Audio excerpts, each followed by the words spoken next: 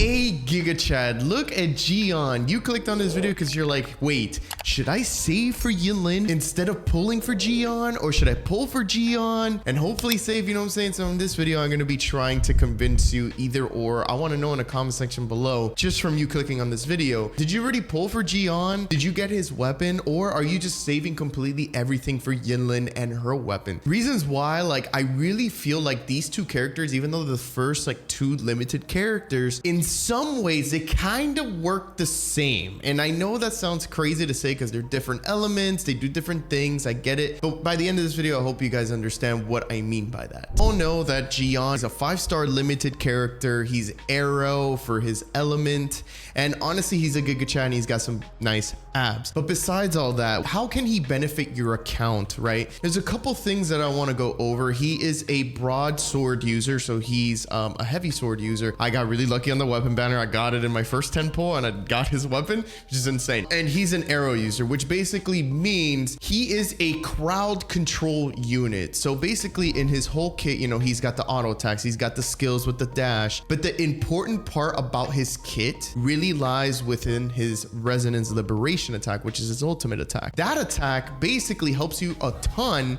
when it comes to crowd control. This guy will help you a lot. Let's just say one big pro for Jiyan: open world exploration. This dude will literally, like, let's say it's a group of echoes that you're trying to farm for, go with your friends in co-op, all Jiyans, and just crowd control everything at the same time. We might make a video on that. That'd be kind of cool to do. But imagine that, like, you know how fast the farming would be because of all the crowd control, right? So he has the crowd control. Now, mind you, I know that a lot of people, and I have my takes on the meta of this game. It's very minimum to me. Like, I don't really feel like there's a lot of meta in the game because every character is so good in their own way. And like I was gonna say with Jiyan, he basically has insane amount of parries. Like, he can literally parry in his ultimate form, right? Especially against bosses, right? I know that he's a crowd control unit and he works better when you're fighting with like groups to group up enemies, but he does work really well against bosses too, especially if you're trying to go for, like, you know, those parries that you normally would want to go for, right? So there is some good advantage to Jiyan when it comes to his crowd control. That's number one, especially if you're trying to do Tower of Adversity. He will definitely help you a lot in that because there's a lot of enemies that are all separated very far apart and he could gather them all up for you. I'm gonna go up against Crownless to show you exactly what I mean. He's honestly like just so underrated, right? I already parried that very easily and he's only level 30, right? So we could just keep doing this, right? He parries very easily. Like, I feel like I'm not even really trying when I do this, right? So what we could do is do the ultimate, right? And then see how many times we could parry this, right? So one parry there, right? Let's see if he can parry again. He parried again easily. You know what I'm saying? Right? Another parry back to back. 3 parries back to back with the ultimate attack, right? We have to dodge there because there's no parry window. But you see what I'm saying? Like it's really, really easy, and there is a lot of benefit when it comes to using Jiyan. You can definitely take advantage of that if you want to pull for him, right? So this is part of the advantage. You can just keep parrying until you can actually get the parry break off and the stagger vibration is down, and then you can start DPSing. Another DPS character, do your ultimate here and there, right?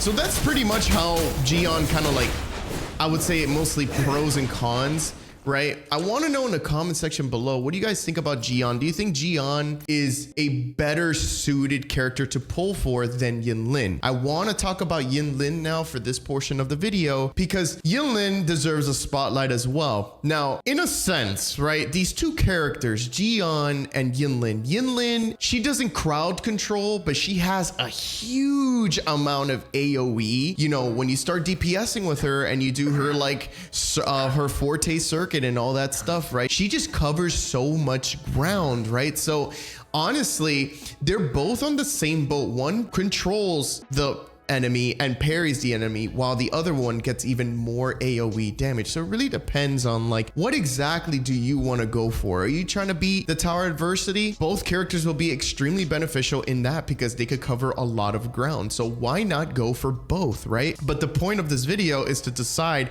which one to go for, because I'm going to assume that you're probably F2P and you don't want to spend any money, right? Yinlin has the design, she's got the ultimate, she's got the skill, right? She's got a great weapon. Her whole kit is good. Now it only depends on what you have received so far in terms of 5 stars, right? So for instance, for me, I already got Kalkuro, I got really lucky, and I already like Yuan Wu. I'm already building Yuan Wu. So I'm definitely going to be going for Yinlin, even though I have Jiyan.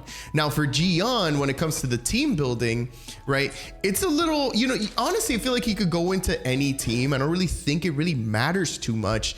Yinlin, however, she will benefit more on an Electro team because of all the Electro buffs and everything, right?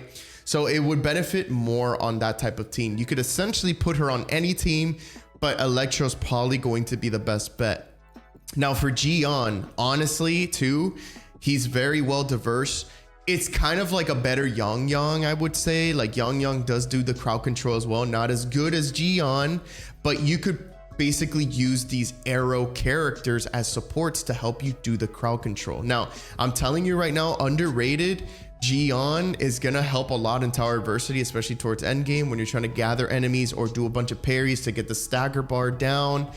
They will benefit a lot. As per Yinlin, you know, I know that she could probably stagger a lot as well, but I don't think her parry window is as gracious or as nice as it is for Jiyan, because when we were fighting Crownless with Jiyan, those parries were just back to back non-stop, super easy and flawless to do. Right? As opposed to Yinlin just wants to, you know, do a lot of AoE damage. It's really good, but that's what I'm trying to get here. Like, it's really hard to decide, at least from my point of view, when I'm trying to make the differences between these two characters, who can you really go for, right? Like, they both are so cool. They both do so much for your account, and they both cover a lot of area of damage for you. So like, honestly, they're both beneficial for your account, especially if you're trying to do the end game stuff and you want to proceed in the harder content, right? So, I mean, I'm going to be going for Yinlin. You know, I mean, I was Yinlin-less in all the betas except CBT1. I tested her in CBT1, but she completely changed, has a whole new kit,